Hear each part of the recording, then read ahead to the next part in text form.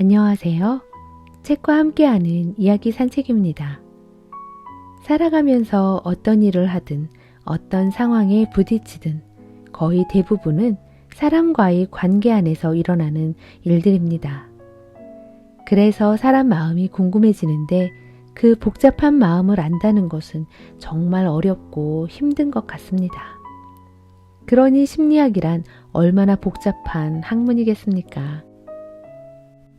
오늘 만나게 되는 유쾌한 심리학은 어려운 심리학 용어보다 쉬운 용어들을 사용하면서 우리 일상에서 일어나는 일들을 사례로 들어 너무 쉽게 설명해 줍니다.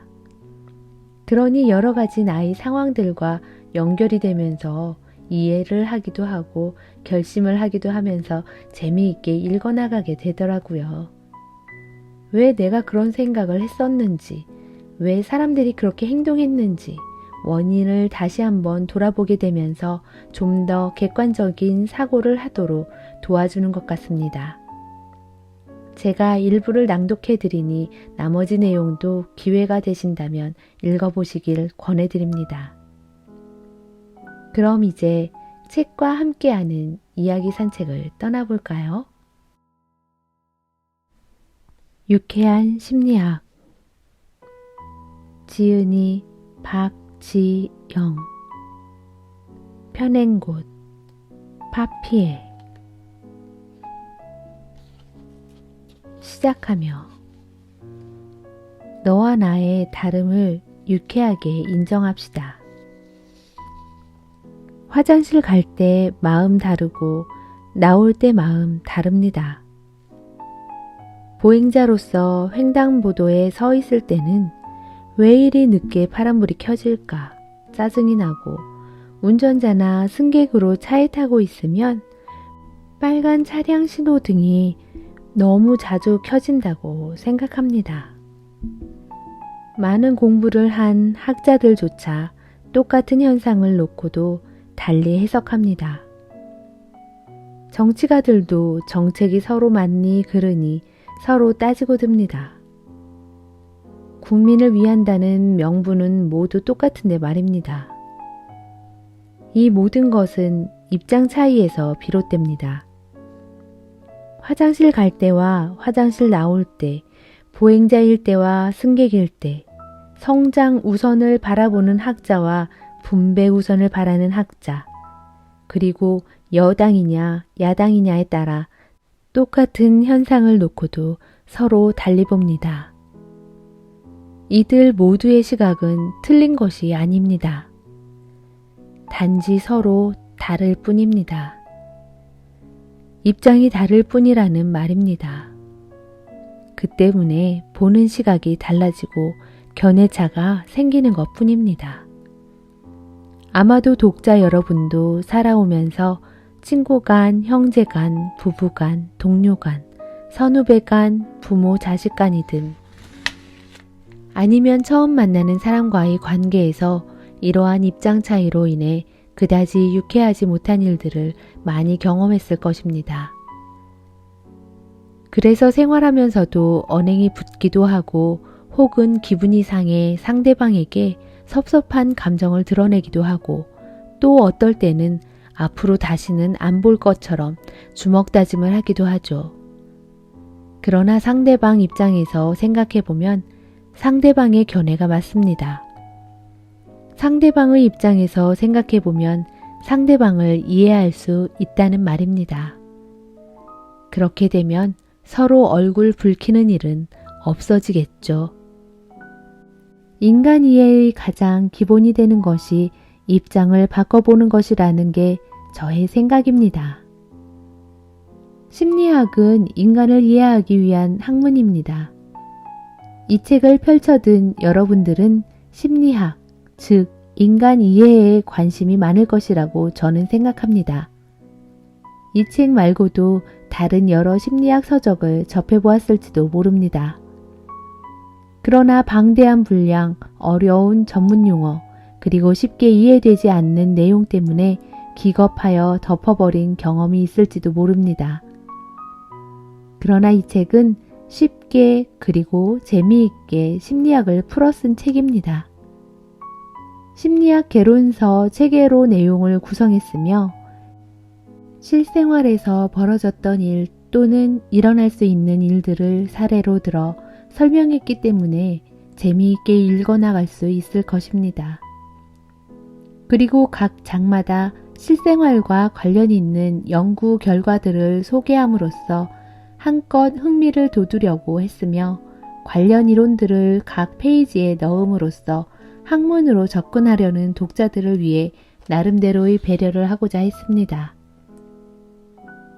하지만 막상 출판의 시점에 이르니 부끄러움이 앞섭니다.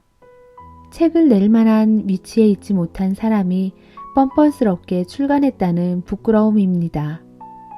또 심리학에 대해 잘 알지도 못하는 필자로 인해 혹 심리학에 대한 또 다른 오해를 심어주지 않을까 하는 걱정 또한 있습니다. 그것은 이 책의 구성도 심리학의 개론서와 맞추려고 노력하였고 여러 이론들을 실었으나 심리학에서 중요한 다른 역할들을 수록하지 못함으로써 심리학이 가벼운 학문이라는 인상을 심어주지 않을까 하는 걱정입니다. 또한 인간의 행동에 대한 나름대로의 틀을 심어줌으로써 인간을 단순화시켜버리지 않을까라는 걱정 또한 있습니다.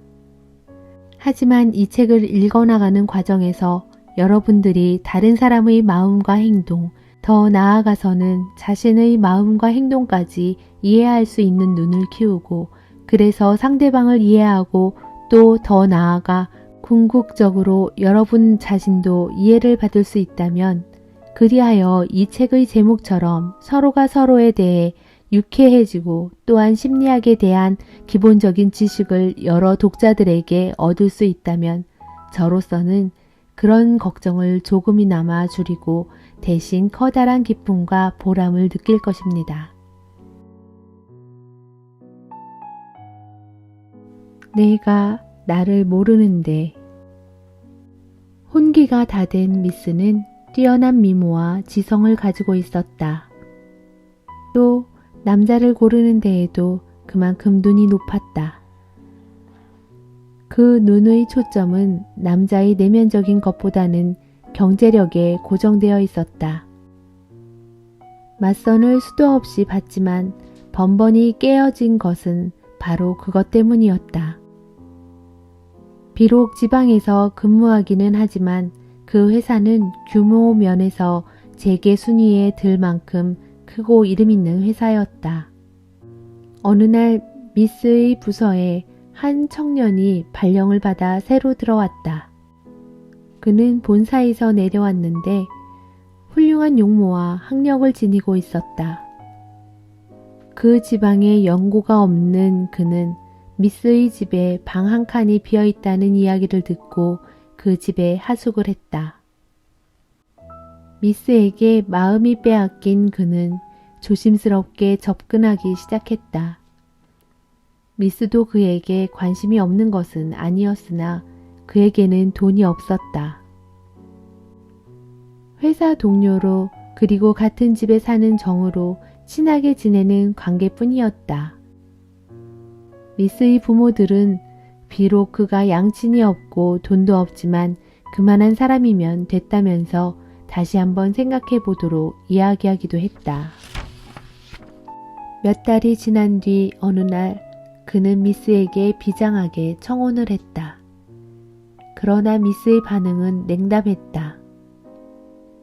바로 그 다음 날 회사는 아침부터 발칵 뒤집혔다. 회장의 손자가 본사로 발령이 났는데 그가 지금 이 지점에서 근무를 하고 있다는 것이었다. 일선 업무를 알아야만 경영을 할 수 있다며 회장이 지방으로 직접 발령을 냈으며 또 다른 사람들이 손자의 신분을 알면 수업에 차질이 있다며 신분을 비밀에 붙인 것도 밝혀졌다. 그러나 회장의 손자가 누구인진 아무도 몰랐다. 인사 담당자조차도. 그의 자리가 비어있은 지 몇 시간이 지나 미스는 그가 회장의 손자라는 이야기를 들었다. 놀란 미스는 집으로 전화를 걸어 그를 잠깐 붙잡아 두도록 했다. 그러나 그는 벌써 짐을 싸서 역으로 나갔다는 말만 들었다. 미스는 뛰어나갔다. 그러나 역에 도착했을 때 기차는 저 멀리 가고 있었다. 한편의 단막극은 이렇게 끝난다. 안타까운 이야기다. 생활을 하면서 사람을 제대로 본다는 것, 더 나아가서는 주변과 환경을 제대로 파악하는 것이 얼마나 어려운 일인가를 이 이야기는 보여준다. 그러면서 인간관계에서나 실생활에서 일어날 수 있는 여러 이야기들을 이 사례는 함축하고 있다. 이 책은 인간 이해를 목적으로 한다. 이 목적을 위해 일상생활 속에서 벌어지는 여러 상황을 심리학의 이론들을 빌려 설명할 것이다. 우선 사람이 대인관계의 첫 만남에서 형성하게 되는 인상에서부터 시작하여 사람의 내적 상황, 기억, 동기, 태도 등을 알아본 후 사회 상황에서 인간의 행동을 살펴볼 것이다. 준비되셨습니까? 그럼 출발합니다. 인상. 왜 첫인상이 중요한가? 인상의 형성. 사람의 사회 행동은 외부의 자극을 어떻게 파악하느냐에 따라 시작된다. 이를 위해 우리는 먼저 그 사람이나 상황으로부터 정보를 입수한다. 그리하여 그 사람이나 상황의 동기, 성격, 배경 등을 나름대로 판단하여 우리의 행동을 결정한다. 다른 사람에 대한 지각, 즉 대인 지각뿐만 아니라 사회 상황에 대한 지각을 포함하여 사회 지각이라고 한다. 사회 지각을 연구하는 중요한 이유는 사람들이 자극을 어떻게 인식하느냐에 따라 그들의 행동이 크게 영향을 받기 때문이다.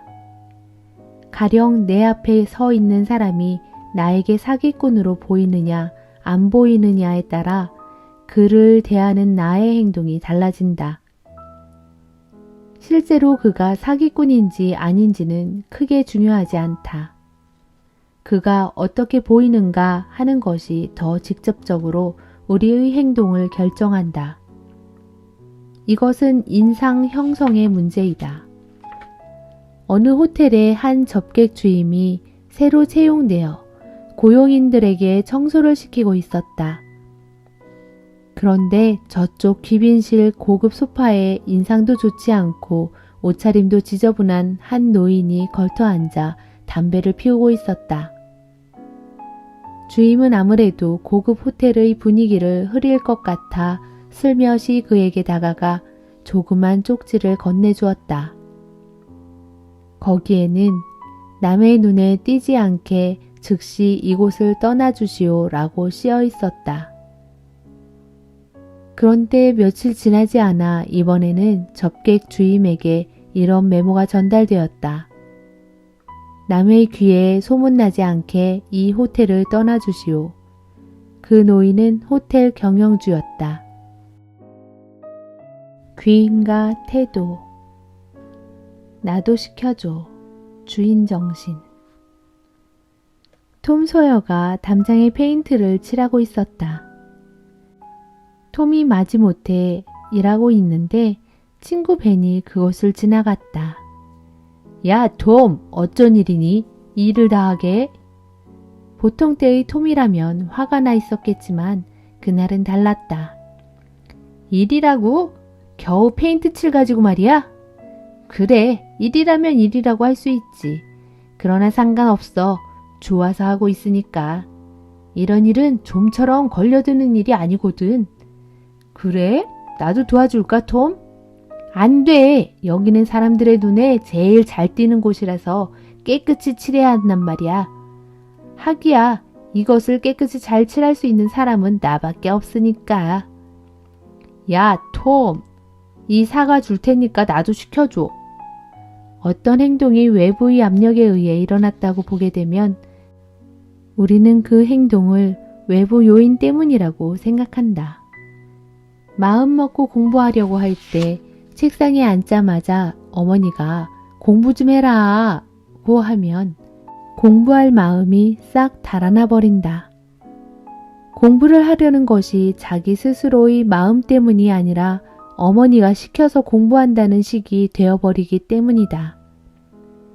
다른 사람이 어떤 행동을 하도록 지나치게 강압적으로 하게 되면 그 사람은 외부 압력으로 인해 행동을 했다고 보게 된다. 그리고 자신이 원해서 행동한 것이 아니라고 생각한다. 이렇게 되면 자발성이 없어지고 피동적으로 움직이게 된다. 아이가 100점을 받아왔을 때 용돈이라든가 선물을 주면 동기부여가 되지만 또 한편으로는 자기가 용돈이나 선물을 받기 위해 공부했다는 외부 귀인을 할 수도 있다. 그렇다면 나중에는 자동차라도 사줘야 공부하게 된다. 그러나 머리를 쓰다듬어 주거나 칭찬을 해주게 되면 외부 귀인을 할 가능성은 줄어든다. 대가가 하찮기 때문에 그것을 받으려고 공부했다고 생각하지는 않는다. 자기가 어떤 일을 할 때 좋아서 하느냐 혹은 마지못해서 하느냐에 따라 느끼는 생각이 다르게 되고 하는 행동이 달라진다. 주인 정신이냐 종의 정신이냐 하는 차이다.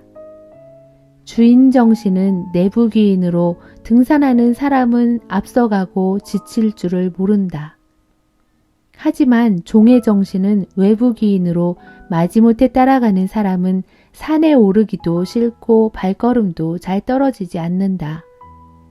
그리고 뒤에 처지고 빨리 지친다. 꼭 등산에만 해당되는 것은 아니다. 양치기 소년의 거짓말, 행동의 원인 파악. 이렇듯 행동의 원인을 찾으려고 하는 것이 귀인이다. 3가지 요인을 알면 행동의 원인을 비교적 정확하게 알아낼 수 있다. 그것은 독특성, 일치성, 일관성이다. 2가지 상황을 보자. A. 여자는 영화를 보면서 울었다. B. 남자가 나를 보고 웃었다. 첫 요인은 독특성이다. 여자가 다른 영화를 볼 때에는 잘 울지 않고 유독 이 영화만 볼 때 운다면 이 영화가 슬픈 영화였기 때문이라고 볼 수 있다. 즉, 어떤 행동이 특정한 대상에만 한해서 일어난다면 그 대상 때문이라고 생각할 수 있다.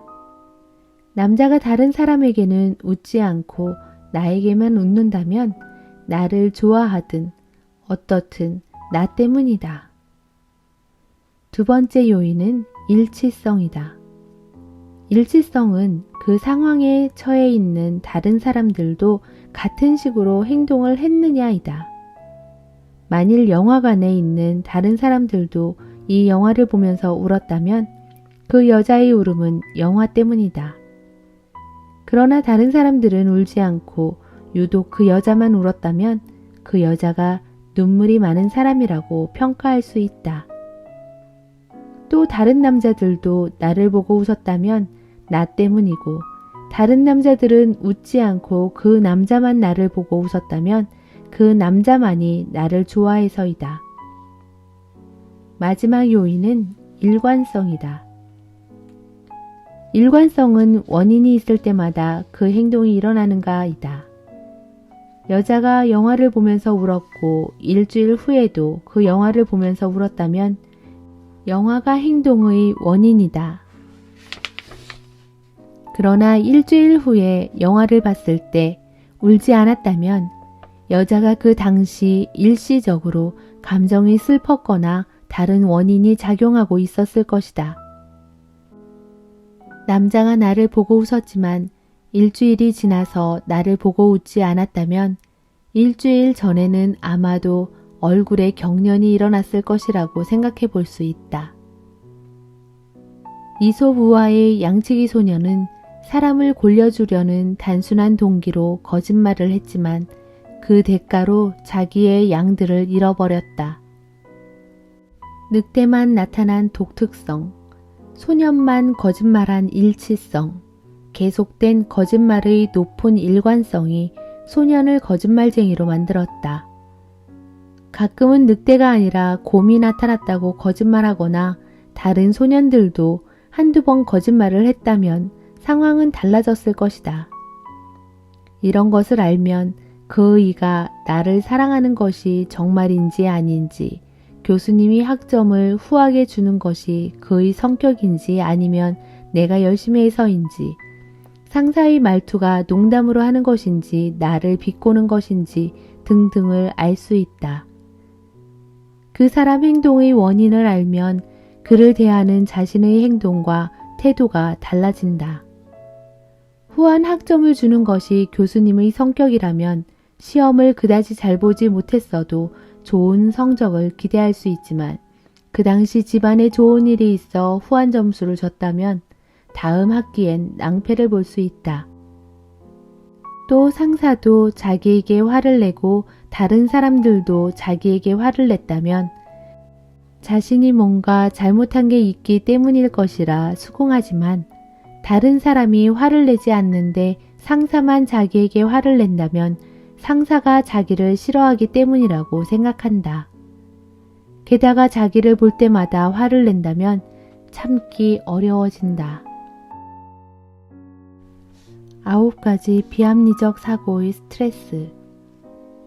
우리는 일상생활을 하면서 많은 규칙과 관습에 얽매여 있다. 그러한 규칙들 중 어떤 것은 우리가 잘 알고 있으며 또 잘 지켜나간다.